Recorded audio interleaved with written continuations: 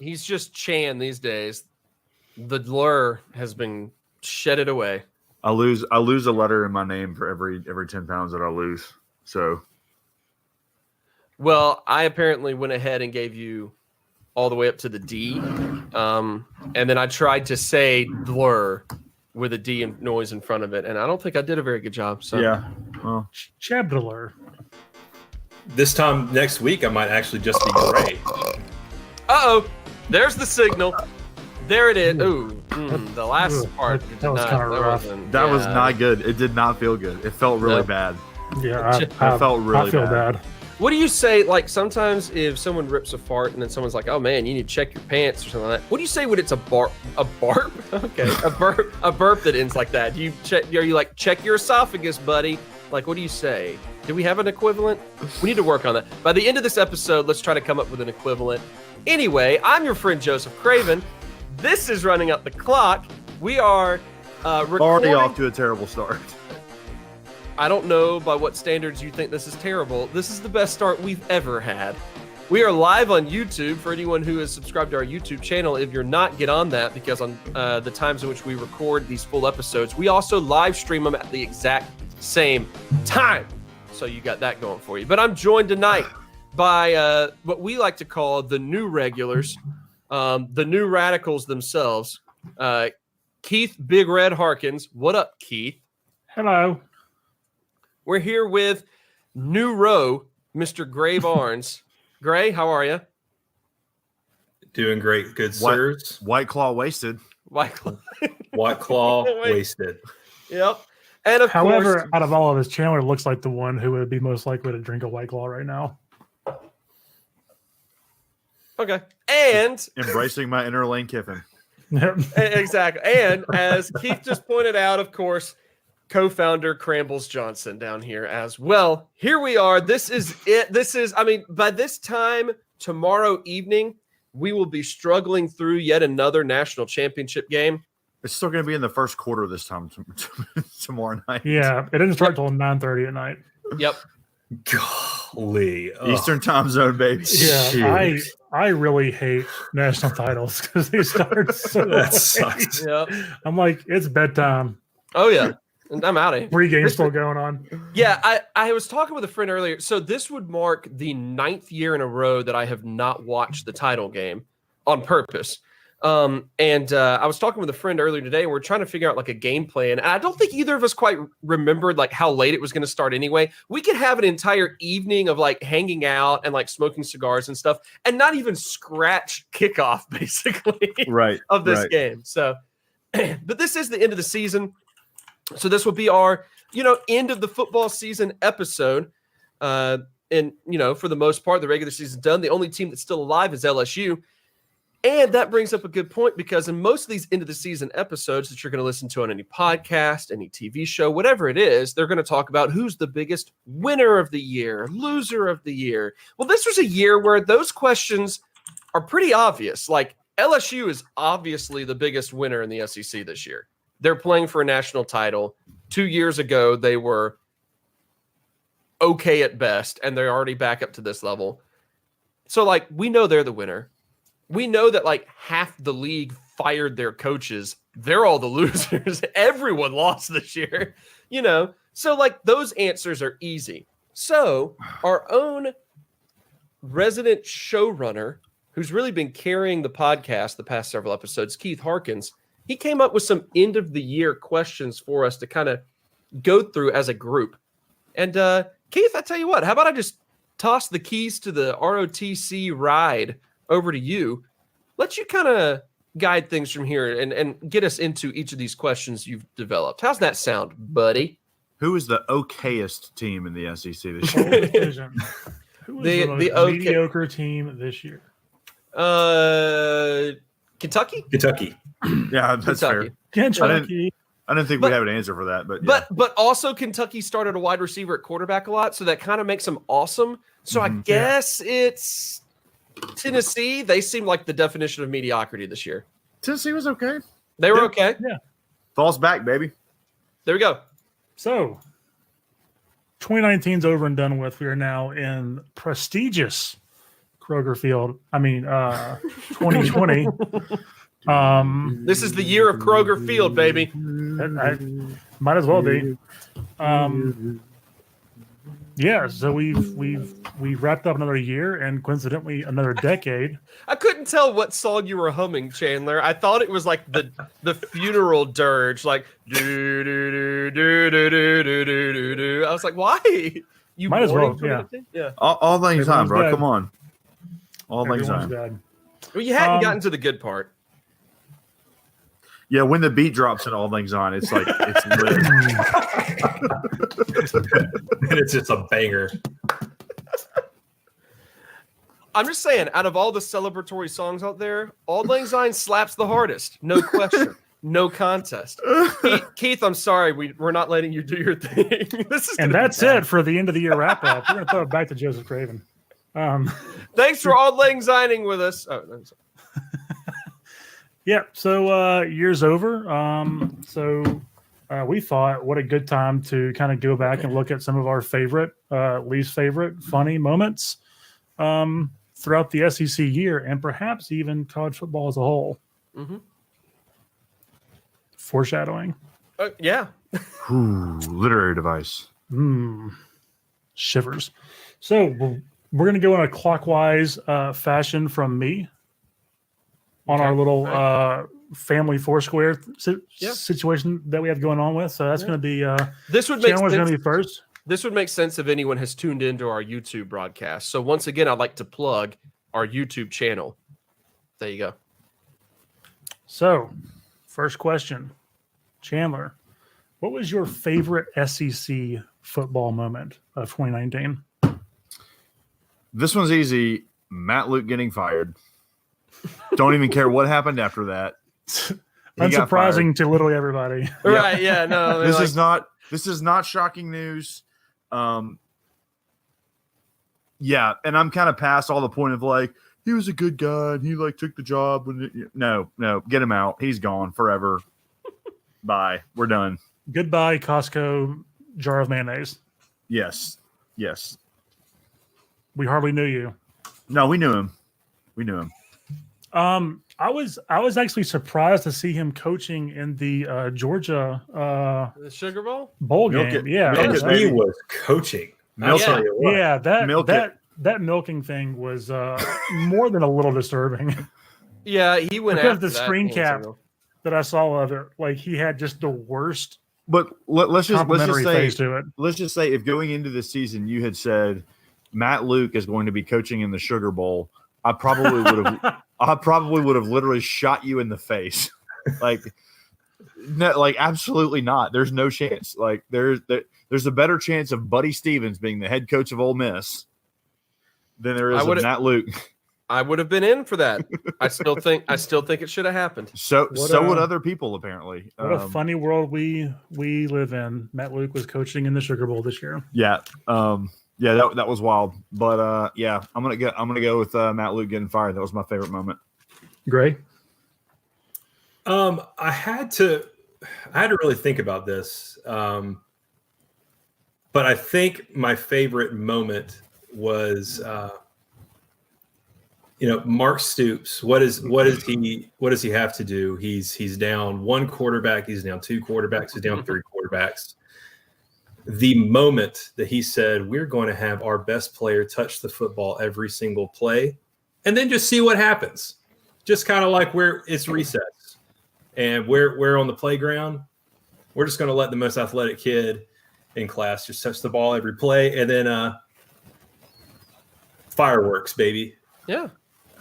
He coached them like they were a high school team, which is beautiful. I mean, Clinton High School with Cam Akers won a state title with Cam Akers. I mean, literally every weekend. I mean, if I wasn't watching their game, I had to check in and see what Lynn Bowden Ridiculous numbers he had. Yeah. So because of that moment, it did make the season a little bit more entertaining, and I'm glad that Mark Stoops had the moment in which he said, I'm just going to let this dude touch the ball every play and then just ride it out, see what happens. Yeah, I mean, you got no choice. That's somebody said this about on a podcast. Somebody said this about Gus Malzahn.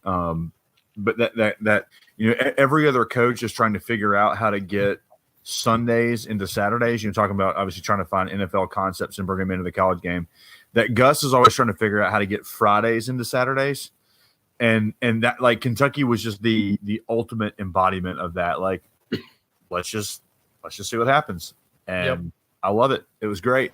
Yep. How many games did he start at quarterback? Like 6 or 7? It was 6 or 7, yeah. Yeah. Because he has nearly 1,500 yards rushing at the end of the season. That's pretty impressive. That's pretty good. Joseph? There were a couple of moments that I thought were really cool. And so I want to give, if I can, a quick honorable mention to Joe Burrow walking out on senior night with a custom-made REAUX Joe Burrow jersey to kind of honor the fans that had embraced him. That's cool. That was awesome. But to me, it's a pretty easy answer because, I mean, it's no secret that I'm the best person on this podcast. And so the moment I think that was the best in the SEC was when Georgia fans went out of their way to honor Wendy Anderson, late wife of Arkansas State coach Blake Anderson. Yep. After she had lost her battle with cancer, they went out of their way to dress up in pink and honor her during the game. It was just this really cool moment of a fan base, going out of their way to show appreciation for life outside of sports and the things that really matter. And I think that was a very touching moment. So good on you, Georgia fans, for that one moment. That's all you got, though. That's it. Georgia was terrible the rest of the year. Right. Well, I mean, their fans probably were. Oh, absolutely. My sister-in-law was in the band in college, and she tells stories about how they hated having to go out to Georgia because it was one of the places where the fans would come up and like rock the bus and just try to like really mess with the band a whole lot. So I don't know if Georgia fans quite have the reputation that maybe like LSU fans tend to get, but apparently they kind of fly under the radar in their skeevy activities. Well, LSU is insane and terrible, but also fun. Like, it's weird how those three things kind of fit together. Georgia just seems insane and terrible and not fun. I mean, the only fun thing about LSU fans was the drunk rapper guy. Yeah. Everything else is terrifying and dumb. That dude probably wasn't drunk. He just was feeling it. Yeah. Well, and he was feeling himself. When you feel the dinosaur come on, you can't you just feel it. You just go with go it. for it. You gotta go for it. It's not an alcohol thing. Well, and you guys know that I have my Joseph Craven theory of LSUity, where no matter what sporting event is going on around the country, there's going to be a drunken, lost LSU fan at that sporting event. And you will find them, and they will be wearing a number 9 early Doucette jersey for some reason. They will be there no matter where you are. I've seen them all over the place. Yeah, or at the wasn't there somebody at the Ohio State Clemson game with a LSU like hat on? Yes. They zoomed in on some random person in the crowd with a very upset face, because I think this was after Clemson took the lead or whatever, and there's just an LSU hat. Yeah. It's probably our game start 45 minutes after this one. Yeah, they're just hold up. You're just in the wrong stadium. Hold on now. What Tigers are these? What Tigers are these? Real quick, my favorite moment is probably going to be Joe Burrow's Heisman speech. Just really cool, very authentic, very clear the relationship that he and Edo have. It's one of those things where there's kind of your popcorn speech that seems like everybody gives where they kind of go down the list, and his just seemed to come way more from the heart. So yeah, it's just a really cool move. Agent, and then go insert team and stuff. So just a cool moment. Yeah, so, I mean, I'll say I still hold a lot of animosity towards Ed Orgeron for ruining my college experience. Sure. It's basically his fault, not the people who gave him the job. But your whole college experience, the whole the Joe Burrow thing is cool, but I feel like the Joe Burrow thing is as cool as it is just kind of a footnote in the Edwards Orgeron redemption story, Yes. which again, Which is amazing. I love it. It's incredible. Like the way that he kind of realized the things that he was doing wrong, and then kind of went through some hard stuff, and then ended up making some changes. Like that's a cool thing, and you have to pull for that. Like even if you like, I deep down wish LSU would never win another game, but I love the fact that Coach O seems like he's kind of grown up and matured and changed, and is doing really well for himself, for his family, and even for the team that he coaches. So that's really cool. Go Tigers! It's gonna be pretty interesting in like, you know, close to a decade or something like that, when we're watching Joe Moorhead and Matt Luke battle for a national championship after they've gone through their own journeys. You know, back and forth. And, Yep. and what's going to happen is whatever team Joe Moorhead is coaching is going to score a touchdown, and Matt Luke is going to be like looking at the scoreboard like he has no idea what's going on. It's going to be great. It's going to be so great. It's going to be so great.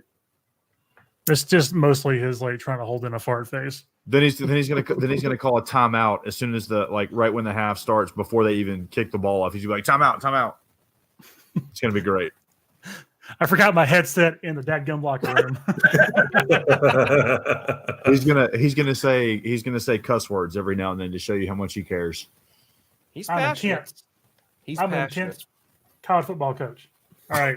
I'm a real boy. I'm a real boy. Favorite college football moment as a whole, not SEC specific. Chandler. Man, do I have to start this time? Oh gosh. Yep. Every time, buddy. Get ready. Oh no. I mean, I feel like even not SEC specific. I mean, I think I'm going to steal what Craven said, which I guess kind of feels like cheating and makes for bad podcasting. But the moment where Joe Burrow came out with the special jersey for senior night, and the way that he kind of like, because you could, in the video that they put out after the game, like you could kind of see like he runs out, everybody's cheering, but then when he turns around and points, you know, he does the Rob Van Dam thing to the back of his jersey, and you just hear the stadium just lose it. Rob Van Dam was the first person to ever point at himself.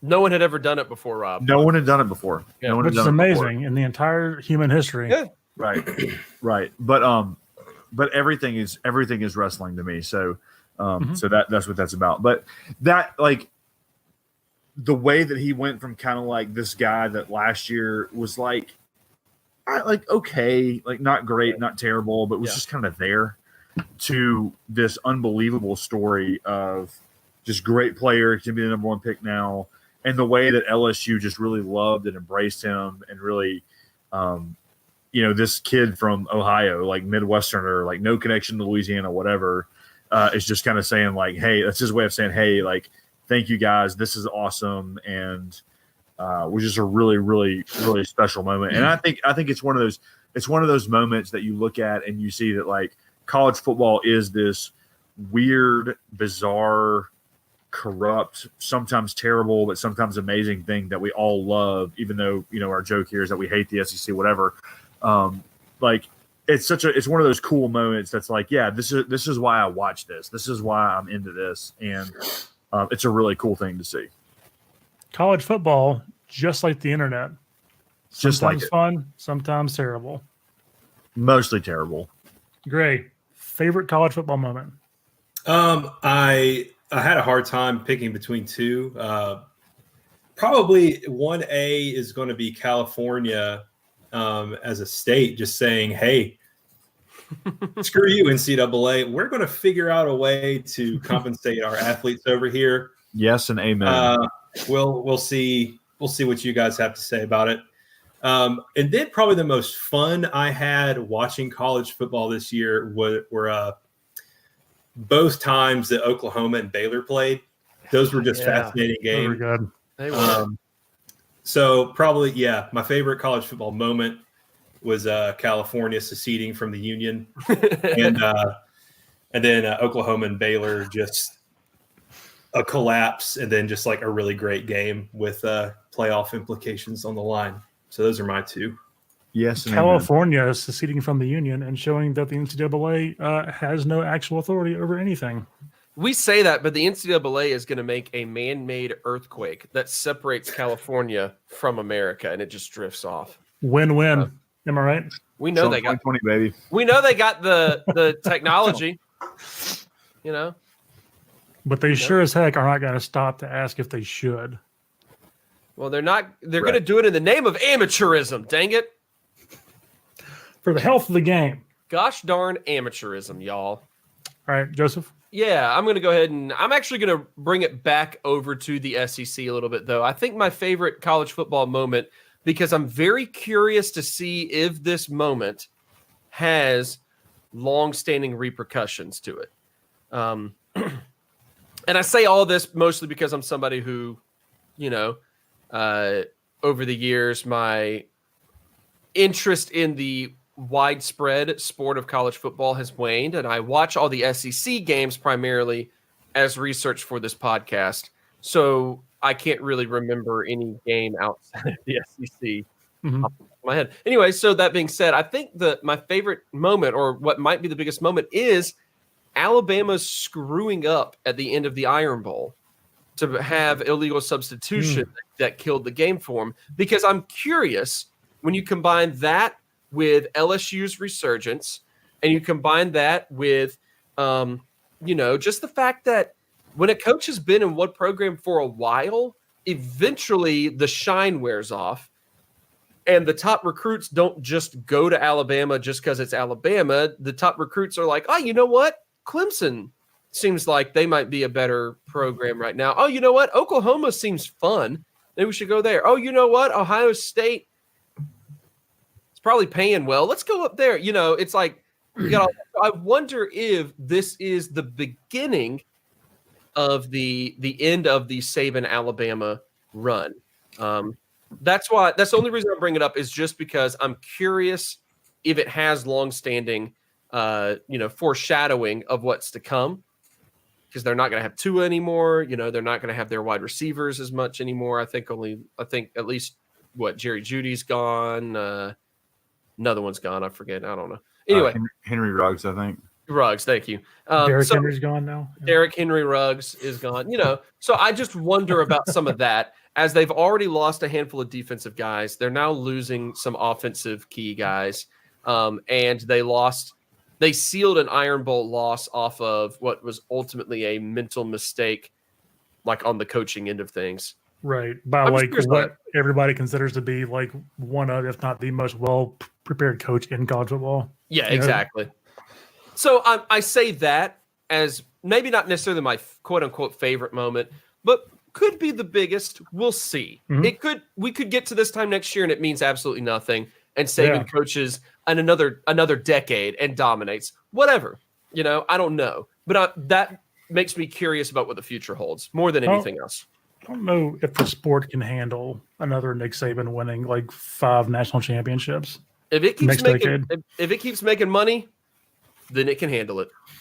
Yeah. Maybe I'm just referring to me not being sure if I can handle Alabama fans for another decade.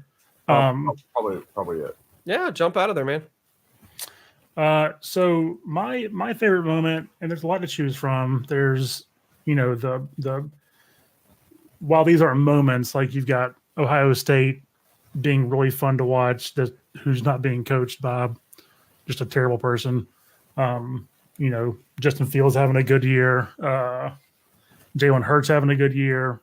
The Sooners toppling over and losing to Kansas, like in some sort of weird record. I don't get it. But I'm going to also bring it back to the SEC. My favorite college football moment in 2019 is the piss and miss. The piss, miss, and dismiss? Dismiss, yeah. Yeah. Well, yeah. It just two. Right. Like just in a vacuum, like what that meant for that game, and the fact that he clearly was not thinking about, you know, what could have happened. He's probably thinking, oh, I'll do this and we'll just take it on the kickoff or whatever. Nope. Joe Moorhead surprises everybody, takes it on the PAT. They miss it.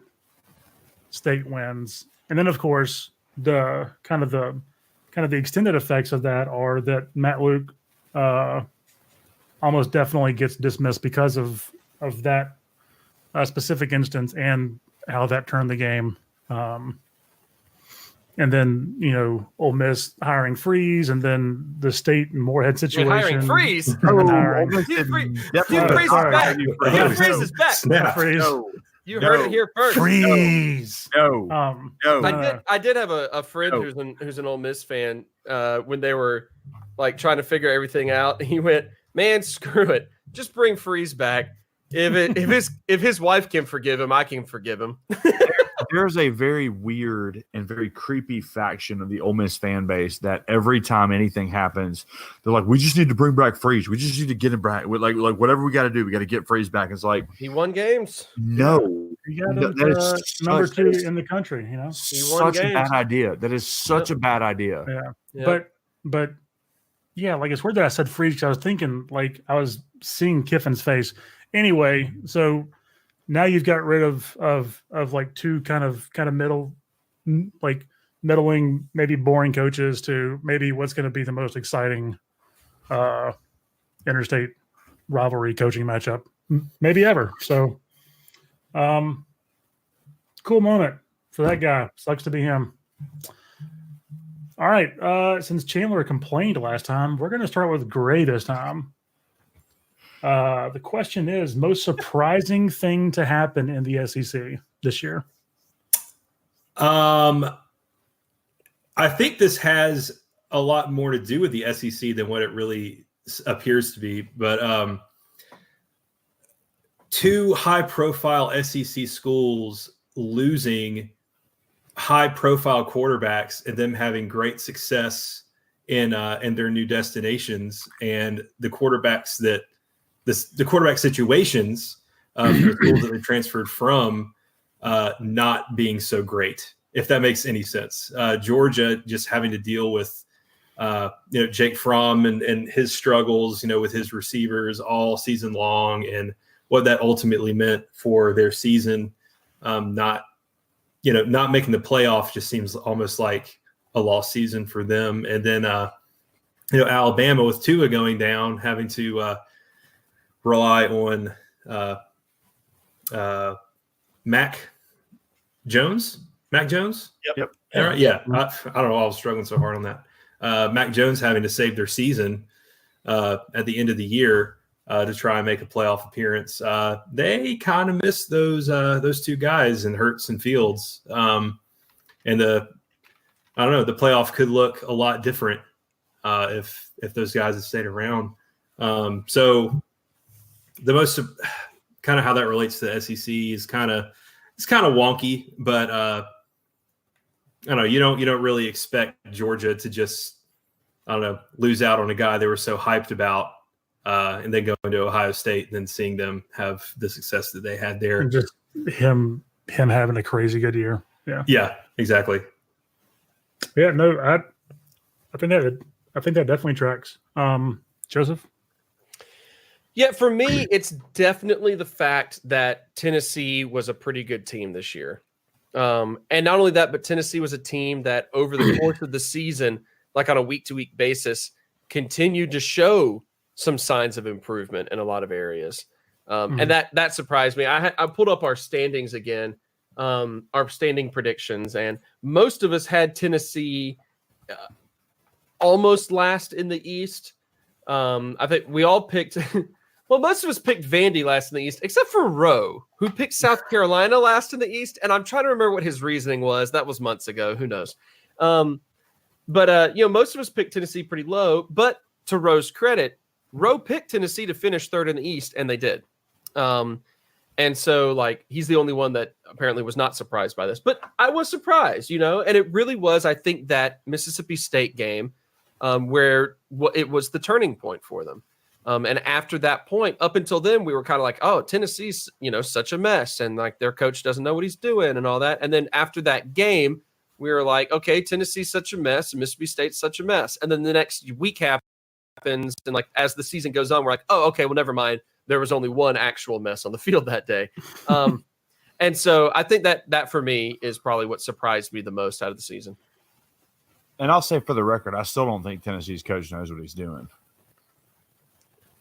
Fair point. He knows enough to get third in the East. So, Chandler.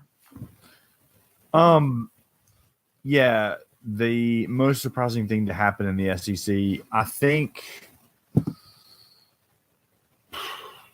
I mean, there are several things. I do think the fact that Ole Miss and Mississippi State both have new head coaches that's probably realistically the right answer, because I think that anything else kind of pales in comparison to that. But because we've already talked about that a lot, I'll say I think that the ascendancy of Joe Burrow, who again, like everybody looked at him last year as kind of like the definition of average. Like he's fine, he's not great, he's not terrible, but for him to go from that last year to an historic season where it's like he's setting completion records, he's the best quarterback statistically in LSU history, like all this kind of stuff, it just checks off thing after thing after thing after thing on the list that you just didn't see that coming from him. And I think that's awesome. I think that's great that he would realize like, oh, it's not going to happen for me at Ohio State, so I'm going to transfer.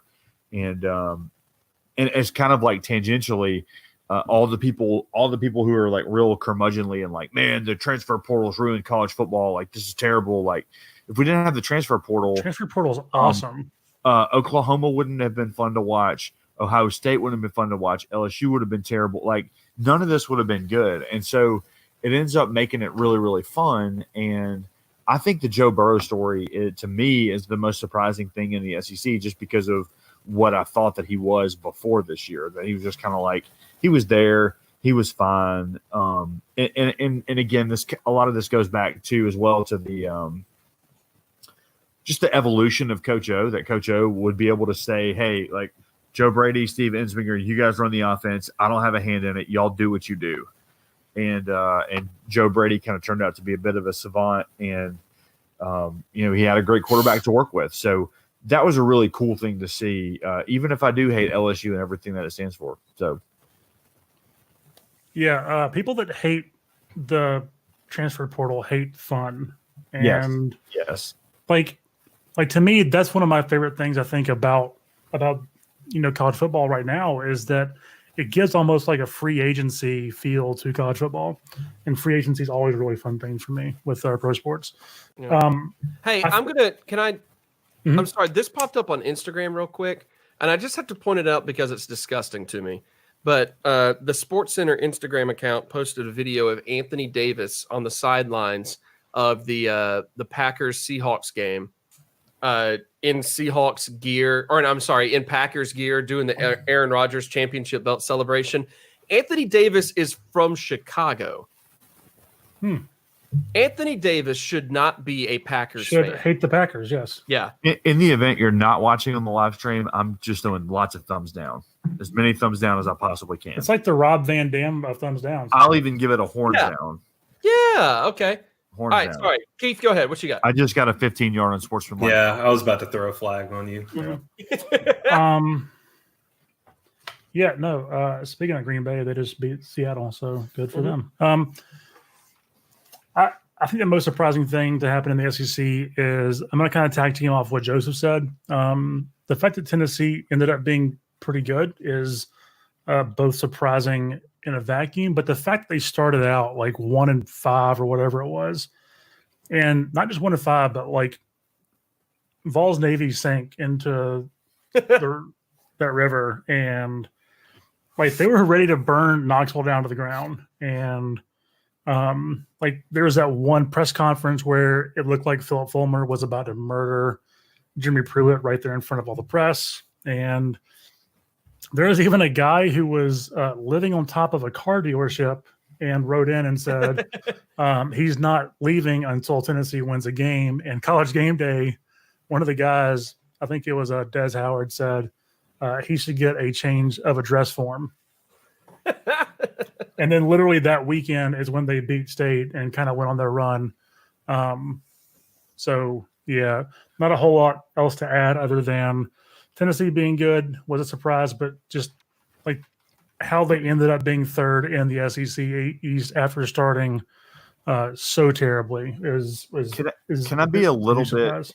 I got to be on brand a little bit with my Tennessee hate, especially since I now live in Rocky Top country, and a couple that is very, very dear to my heart that I talked to tonight that are like, man, Tennessee is back, like, you know, whatever, love them to death, but LOL, like Tennessee being quote good, like who did they beat that makes them good?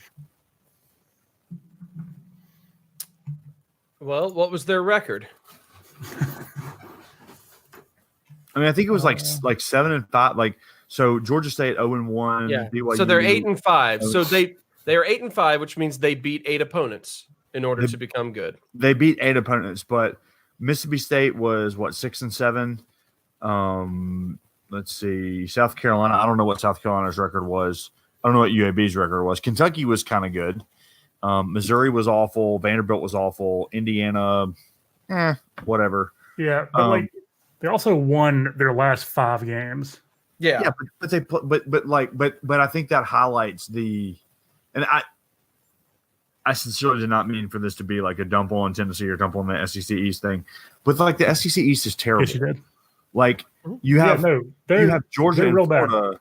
You have Georgia and Florida, and then the gap between number 2 and number 3, and then everybody else down is just like it's literally 3 wins. Massive. Yeah. It's huge. Yeah, they still won 8 games, and even if it's not great opponents, we're not saying that Tennessee was one of the best teams in the country. We're saying yes, you are. You were saying Tennessee. You were saying balls back, baby. Yeah. Okay. You were I definitely said that. BFL. Yeah. I changed into that terrible Tennessee orange for a half a second. Oh, yeah. Man. I just feel like if people would fraudulent orange. I feel like if people would leave me alone, I wouldn't hate Tennessee as much. Let the reader understand. It is funny how many friends or people that Chandler interacts with that are Vols fans that just like harass him nonstop for no reason. It's like, hey, you have this thing that you enjoy. Let me ruin it for you. Well, that's Tennessee football. Zero reason that should happen, but whatever. All right, let's try to get through these before it's like 11 p.m. Good luck. All right, Chandler, back to you because you ruined football. The best SEC player that isn't Joe Burrow. I'm gonna be because this is the year of Joe Burrow. It just is. Absolutely. Seinfeld style. I'm gonna be a homer on this, and it's not an Ole Miss homer. It is a Jackson Prep homer. Jerry and Ely. It's still an Ole Miss homer. I want to mute you for this. I just want to mute you. I just want to mute you. But he in an offense that didn't know what it was, had no identity, had no real sense of like figuring it out. He just made a ton of plays, and yeah, is he the second best player in the SEC? No, absolutely not. But he was exciting every time he got the ball. It was like something great happened. It seemed like, and for a true freshman coming from a private school who never really does anything as far as like SEC players are concerned, I love my guy. I love him. So Jerry and Ely. Great. Technically, I would have to say Braden Mann, punter from Texas A&M, is probably the second best player in the SEC. Yep. But I'm gonna kind of give it to my boy Lynn Bowden Jr. Carried a team on his back, and got to give it to him. Respect that. Respect. Yep. All right, Joseph.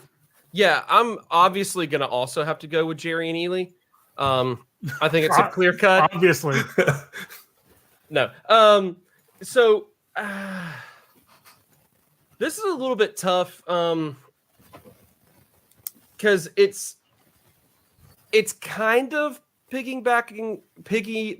There we go. Off of Joe Burrow in how good he was. But part of the reason that Joe Burrow was so good is that he happens to have what I still think is the best receiving core in the SEC between Jamar Chase, Justin Jefferson, and Terrace Marshall. So Chase and Jefferson are 2 and 3 for receiving yards in the country this year. Two teammates ranked 2nd and 3rd in receiving yards. They are tied for 1st in receiving touchdowns this year. Now, obviously, they've had like a bowl game behind them to help out with that and a conference championship game. So they've played a couple more games. But still, that's two teammates that are up there tied or with 12 receiving touchdowns. So tied for like 11th on this list or whatever is Terrace Marshall Jr. So that's just huge to me. But if I had to single one out, it has to be Jamar Chase because Jefferson is the upperclassman of the group. So he is the experienced veteran. He's the better route runner of the three by far. Terrace Marshall was, I want to say, a higher touted recruit than Chase was. I think. Don't quote me on that. But I just remember hearing some hype about him before he started that year. But for Jamar Chase to come in and just absolutely seal himself as their clear-cut number one wide receiver on the best team in the country, I think it's just, you have to give him a lot of credit for what he was able to do to help his quarterback, but help his team as well. Mm-hmm. So Jamar Chase. Also because at the Mississippi State LSU game, I saw a family member of his wearing a custom-made LSU number 1 jersey where the inside of the number 1 was a picture of Jamar Chase running down the field. And it was awesome. It was the sickest thing I've ever seen. I think I sent it to you guys on GroupMe. It was the sickest thing I've ever seen. That's fantastic. So even if he had a terrible year, he wins because of that. Nice. Honorable mention to Jerry Jeudy of Alabama for being one of maybe the most NFL ready wide receiver I've ever seen in college ever. Yeah. He's a phenom and he's going to have a really good career. Yeah. Good wide receiver year in the conference. Good wide receiver year. Awesome year. Yeah. Awesome year. Like a really surprising year. Like Lynn Bowden? I mean, good just wide the receiver. best wide receiver. Like not to be like a real homer or anything, but like Florida had a pretty deep wide receiving core also. And like Van Jefferson had a really sneaky good year too. Nothing like that counts for both you and Chandler, I think, technically. Yep. Anyway, so I think that the correct answer is probably Tua. Just in terms of stats and like clearly what he meant to his team. Well, I didn't know there was a right or wrong answer. Well, that's the correct one. You all suck. But I'm gonna have to once again piggyback off of Gray and throw it over to Lynn Bowden Jr., whatever his last name is. Bobby Bowden's son. The family resemblance is obvious. Oh yeah. Just what he did. Like he's a special player, and he showed it. Like he was a video game character. 1,800 yards from scrimmage on the season for Lynn Bowden. Yeah, he did it on a much higher level, but he reminds me so much of Randall Cobb. Like just kind of came in and did everything. 100%. 100%. Yes. Randall was never asked to be the full-time quarterback for Kentucky, but it's awesome. It's cool to see a guy like Bowden do something like that. 1,800 total yards from scrimmage, and that's playing wide receiver on a team that didn't know how to pass the ball for like 4 straight games. Yeah. So they just put him in there, and like towards the end of the year, he was having like 200+ yard rushing games. Yeah. Yeah. Yeah, like he was the deep threat. Insane. And then all of a sudden, it's like, man, nobody expected him to be able to do that. All around threat. Yeah. Props to the Tennessee Titans for just running the Kentucky offense. Yeah, for sure. Yep. No, Chandler, there was a moment in the season which he was doing something. It probably was against Mississippi State, and he was doing something. And like he made this play, and I think it was because I remember my brother I was standing next to, he got upset. He's like, oh man, I can't believe like he made that catch, whatever. And I turned to him, I was like, that's the next Randall Cobb. Yeah. Like we got to give him some credit. He just is that good, and he's probably going to have a good professional career as a solid route runner, all that. Yeah. All right. for time's sake, we're going to skip the next couple of questions Oh that man. we had here. Yep. Real quick, starting with Joseph this time. Give me 3 quick predictions for what the SEC will look like at the end of 2029. Must include the 2029 SEC champion. Man, this is a shame because I had really good answers for questions 5 and 6. I'll be honest with you. Oh well. Yeah, 3 quick predictions for the SEC will look like at the end of 2029. This one was, I guess, pretty easy for me. Number 1, exactly the same. Number 2, exactly the same. And number 3, exactly the gosh darn same. College football does not change drastically over long spans of time. Obviously, there are differences here. Alabama was bad in the 90s, regardless of what Alabama fans would like to tell you. They were not a notable team in the 1990s. They were not a notable team until Nick Saban took back over. That being said, we're in a position right now in college football where it is very top heavy. And it is very top heavy in the fact that not only do like recruits tend to go to like the same schools and do well there, but the selection committee favors, the particular same amount of teams. And statistically speaking, if you're outside of, a certain 5% of D1 programs, you won't even ever have a chance in your program's history of ever sniffing a national title.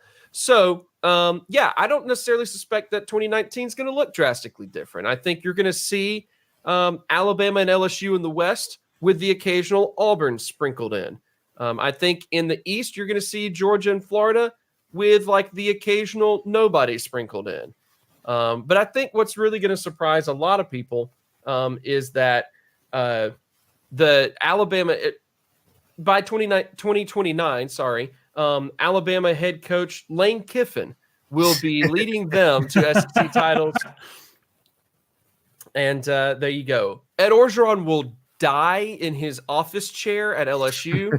He will never go anywhere. So those are my actual 2 predictions. So Orgeron will die at LSU. Kiffin will be Alabama coach.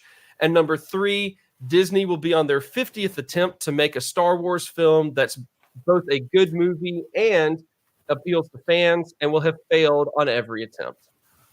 There you go. 2029. Gonna be good. Perfect. Gray. So I see as my champion at the end of 2029, the Clemson Tigers, led by Dabo Swinney. Stole my thunder. Oh, sorry, man. That's really the only good one that I had. Because I was having such a hard time going back to what Joseph has said regarding the SEC and how it really hasn't changed much other than teams getting worse and then the cream of the crop just rising even higher. I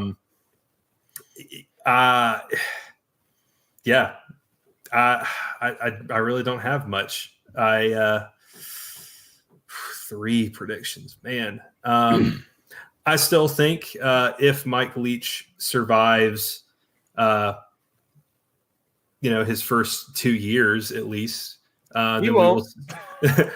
Well, we could see the pirate ship, the pirate sheep, Pirate sheep. Something I didn't know I needed.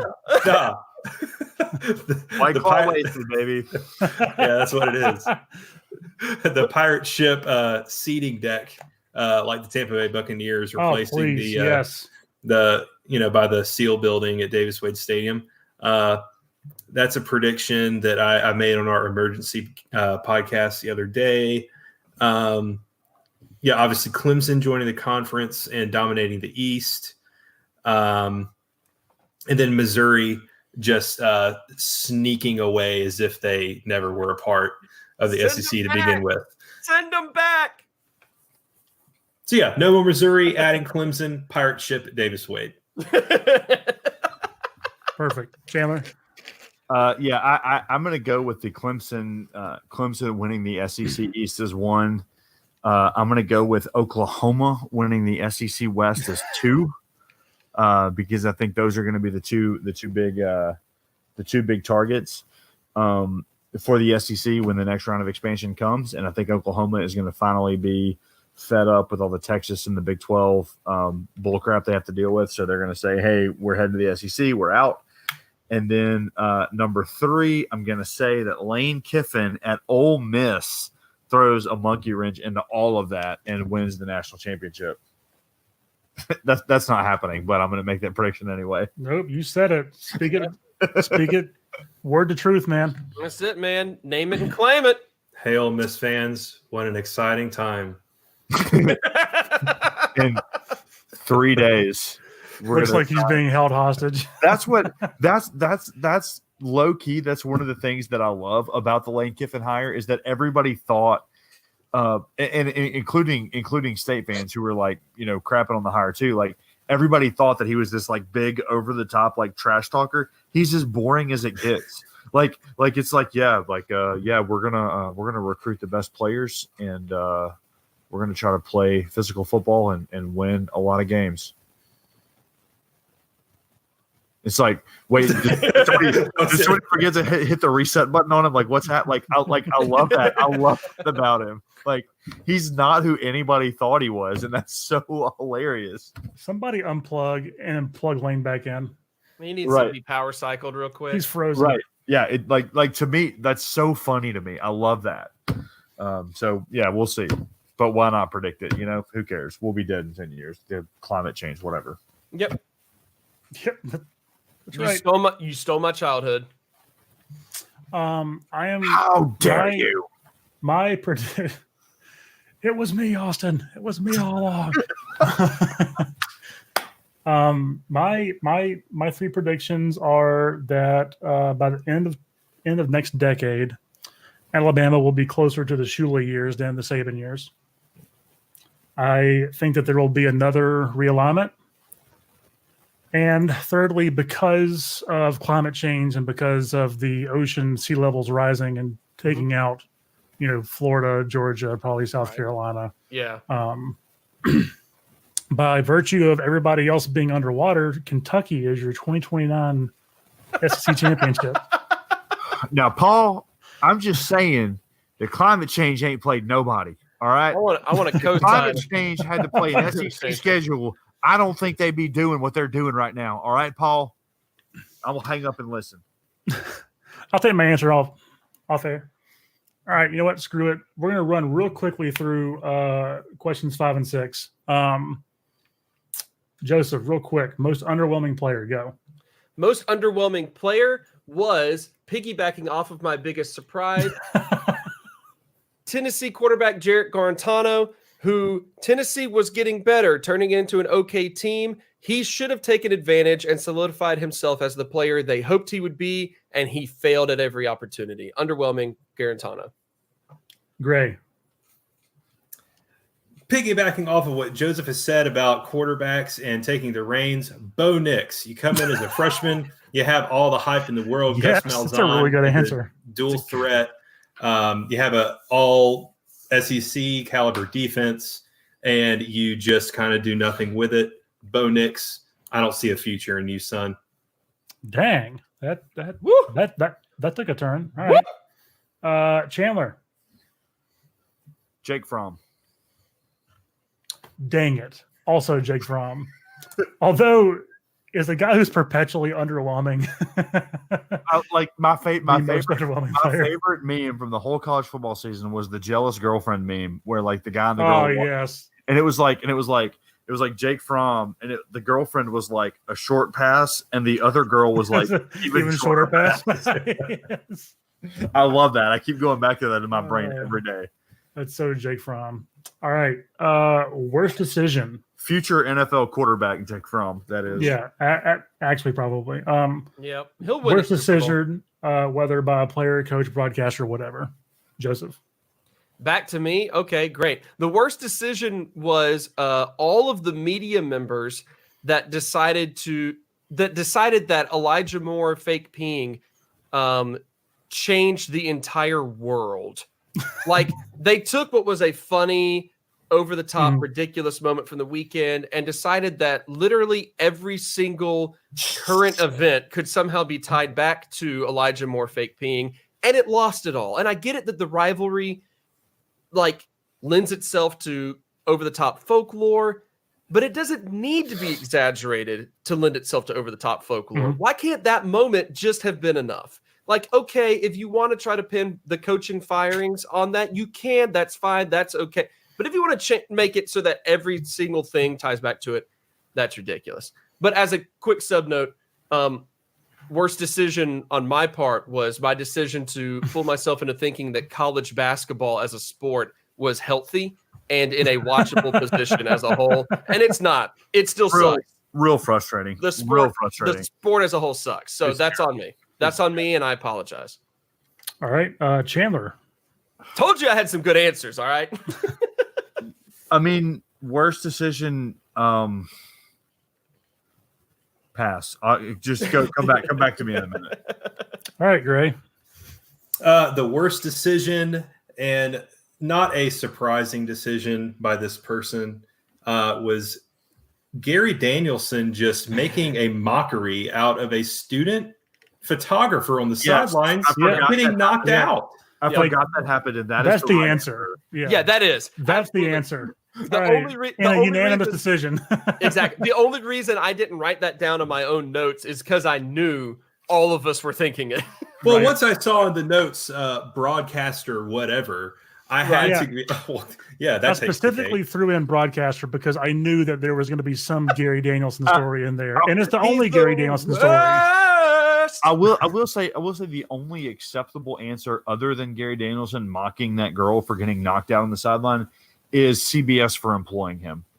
Yes. Worst decision is CBS signing a contract with them. Stay tuned for young Sheldon coming up after this. Yeah, no, that was like Gary Danielson's bad, but that was just a whole different level. That was really horrific. Well, and then you remember, not long after that, I think it was ABC bought out the primetime SEC rights in like 5 years or something. Oh, did they get the rights? I actually lost track of that. I wasn't sure who got the rights. No, CBS, ABC, and ESPN threw down so much money, CBS actually backed out.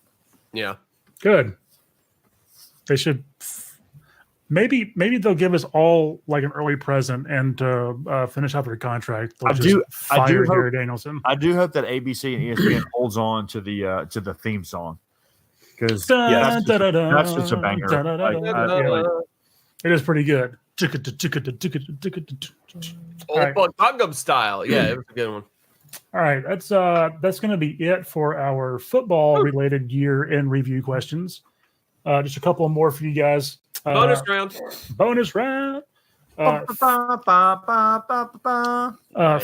Favorite movie you saw in 2019 does not have to have released in 2019. We'll start with Gray. I can understand how this movie is not everybody's cup of tea, but I thought it was pretty refreshing and a different take on the universe. I really enjoyed Joker. I thought it was very smart and well thought out, executed really well. The violence that was in the movie served a purpose. I really liked Joker and the story that it had to tell. Yeah. Chandler. I didn't watch a lot of movies this year, so Endgame. Fair. Mm-hmm. And I would have liked Endgame for like just about any other year too, but Endgame. Yeah. All right, Joseph. Yeah, it wasn't a good year for movies. I actually looked up a list to try to remember what came out in 2019, and most movies that came out in 2019 did not get good reviews on most places. So it's a good thing that you listed others. But probably the best movie I saw was Joker. It feels weird to say favorite because it is not exactly a heartwarming tale. Sure. So if I had to watch it next weekend, so I'm excited. Yeah, it's very, very good. I'd say if I had to say a favorite, though, Spider-Man. Yeah, Spider-Man was good. I like Spider-Man. Yeah. For me, Joker was really good. But I think Into the Spider-Verse is going to get it for me. Like, obviously two very different types of movies, but like Into the Spider-Verse was just it was super fun and refreshing and a lot different than I thought it was going to be in a very, very good way. I love the artistic styling of it. It was just all around super great movie. And that'll do it for me.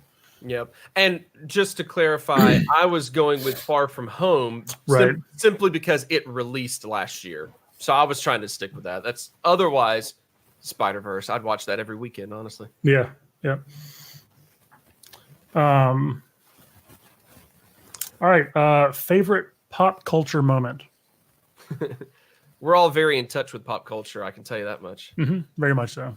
I think I was actually looking forward to this answer more than anything else, just because it's so broad. Why don't you start us off then? You do it.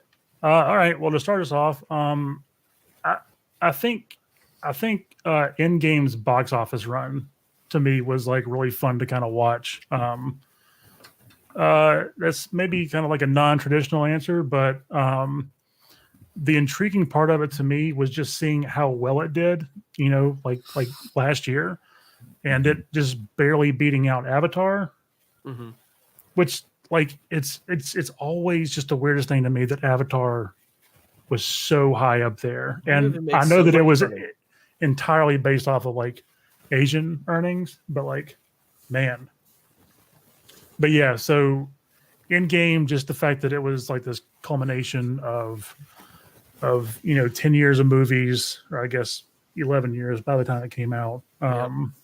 And I think it did about as good of a job tying everything up as it possibly could have with 23 or whatever movies it was. 230. You forgot the 0. Oh yeah, my fault. Every year, so like 1,500 movies or whatever it was. But yeah, so just the phenom that was Endgame. All right, Chandler. My favorite pop culture moment, from a general sense, was the launching of All Elite Wrestling. But from a very specific standpoint, was watching Chris Jericho, who I think at 50 years old is continuing to reinvent himself, is continuing to put on 5-star matches, and is continuing to just be generally an awesome individual. And my favorite, even more specific moment was after his title victory over Adam Hangman Page, was as he's walking through the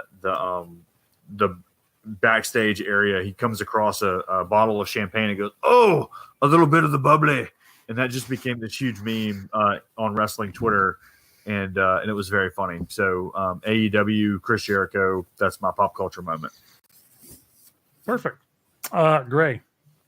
This was an easy answer for me as an employee, an ambassador, a staunch advocate for the worldwide leader in chicken sandwiches.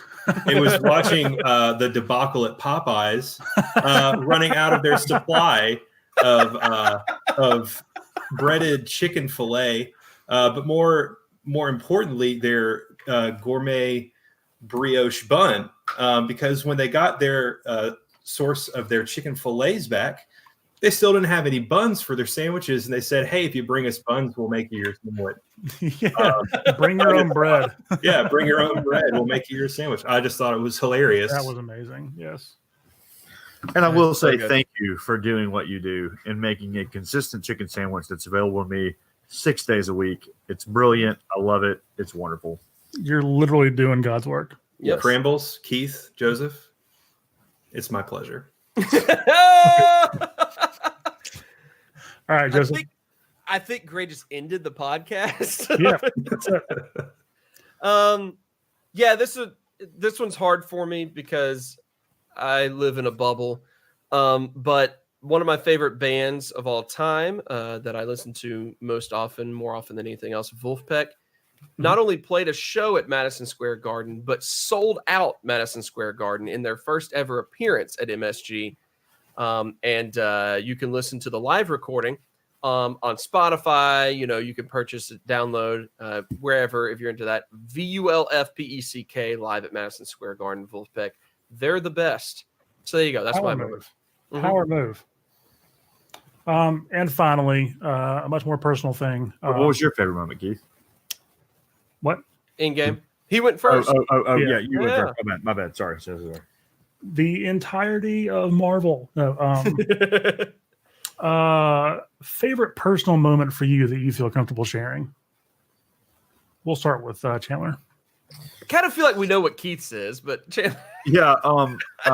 So my favorite personal moment that I'm comfortable with sharing. There is a personal moment that I will share when we stop recording. But my favorite personal moment that I'm comfortable with sharing is starting with RUF, getting this new job, moving to Tennessee, and it generally going fairly well in 2019. Nice. Gray?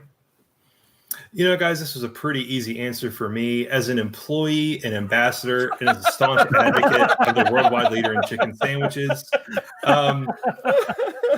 it has just been working my way up the poultry food chain in my particular store. I'm now a senior leader at the store, and we do top 20 in sales, especially during breakfast in the morning. And I am now all on mornings, which I am super pumped with starting tomorrow. And that's awesome. Yeah, just kind of laying roots in Georgia and doing reasonably well at my job. Nice. Right on, man. Good for you. That is awesome. Joseph? Well, this one's easy for me. Mostly because, it was one of the few significant moments of 2019 for me. But being a part of Keith's wedding, Hey! I was also a part of that. No, I'm just trying to be Gray. No, just trying to steal Keith's thunder. Yeah, exactly. Yep. I'm sorry, Gray. It's all right. Yeah.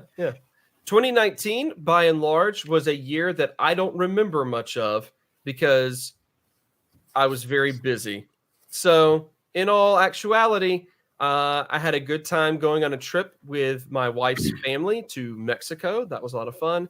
And one of the memories that does stand out is, of course, being a part of your wedding, Keith.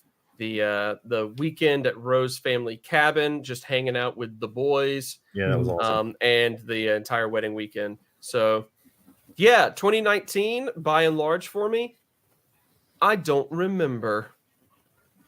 It's because all those drugs, man. Well, yeah. So for me, somewhat obvious. Just personal milestone of mine, something that I've been working on for a couple of years. I put over 500 hours into Warhammer 2 Total War. Woo! That's my boy. Look at you go. Look at you go. Chandler's face was pretty great for about a half a second. No, getting married, it was awesome. Just the whole thing, like you said, the bachelor weekend was a whole lot of fun. Getting to see you guys, and then like Zach and Jim coming in, that whole week, and then Friday and Saturday were tons of fun as well. So. That does sound like fun. It was all right. Actually, it was terrible. You should be happy that you weren't there. Yeah, I mean, it was no piss, miss, and dismiss, but it was all right, I guess. Yeah. So that is it for our 2019 in review. What a time! What a time to be alive! What a time to be recording! For sure. You know. How many years of running out the clock is this now? It's at least 5. Yeah. Consistently, this is the second. but since you and I dreamed it up and made it happen. Yeah, it is crazy to look back. I was thinking back a little bit on this earlier today, if I can talk a bit on the subject. But it is crazy to think back about, we started originally as part of a website that a friend of mine was trying to put together of a small group of small podcast network in a way. And we were kind of one of the sports arms of that network. It was called Extra Bacon. Yes. And it had something to do with it was mostly pop culture talk, so it had something to do with like you watched a show, and that was like consuming a meal. But then the podcast review of it later on, that was the extra bacon with the meal. I think was the thought process there. I never knew there was a thought process behind that name. I think that's right. I don't know. Knox McCoy doesn't really talk to me anymore, so you know. Actually, I did see Knox a few months ago. It was good to reconnect with him a little bit. But yeah, so we, Chandler and I, we started with that, and it was kind of whatever type of stuff was going on in the sports world. We just kind of talked about it from our perspective. Because we're very smart. Mm-hmm, and maybe the smartest. Yeah, exactly. It's gone through different iterations over the years. Me, Keith, and Byron Knight. Oh man, good friend Byron. We kind of resurrected it at a point. The Iceman, in which that things had kind of. I mean, Chandler had moved. We weren't really into this part of recording where we were all doing it like live via satellite yet, so that was a different iteration. We'd get together in Sunroom Studios. Those were some of the craziest days. And that's when we really focused it up on like SEC talk specifically. And then eventually we got the original crew back together. By that, I mean, Chandler just came back because me and him, we were the original crew. And we've been doing this now consistently for at least a couple of years, it's pretty cool to see the iterations in it. And it's pretty cool to see something that was a like project like this that I've been a part of actually be going on as long as it has. This and my Liverpool Football Club podcast project, You'll Never Talk Alone, both have been going on for about a solid 5 years, which is wild to think about. Pretty cool. So thank you guys. Baby. It's super fun. And here's a little inside the business secret.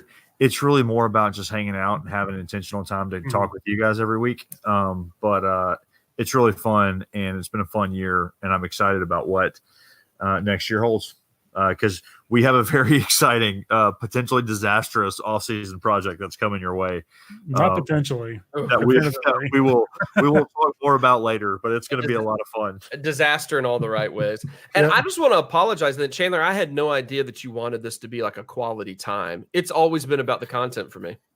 My bad. Well, I mean, as long as both of you get what you want out of it, it's successful. It's been about the money for me. I've been sorely disappointed. Yeah, we had to really pony up to get Gray on the show every week, and this is coming out of our pockets. Surprise to him, he doesn't make any money off of it. Yeah. Oh, I know. Worst decision in the SEC season of 2019 was us lying to Gray about his paychecks. Well, it was the best decision for us. It was the worst. That's true. That's true. Hey, Keith, you've done such a wonderful job with this episode. Why don't you go ahead and sign us out, my man? My dude? Oh. Well, that'll do it for this week's episode of Running Out the Clock. You know what? I changed my mind, Keith. I'm going to do it. That was terrible. I'm going to sign off now. Yeah. I'm kidding. Keith, go now. Nope, never mind. Gray, sign us out. Joseph, Gray, Chandler, where can people find you on Twitter? So that they can. God, I know, Keith, you're gone. You blew it. You blew it. Gray and Chandler simultaneously sign us out. Go. Hey, all right. Thank you, everybody, for see you next year. A great 2019 of SEC football talk. Hot take is the Tigers are going to win tomorrow night. Go Tigers! And find me at Taco Flavor Kisses on Twitter. Stay tuned. A special national championship edition of God Friended Me is next. Twitter.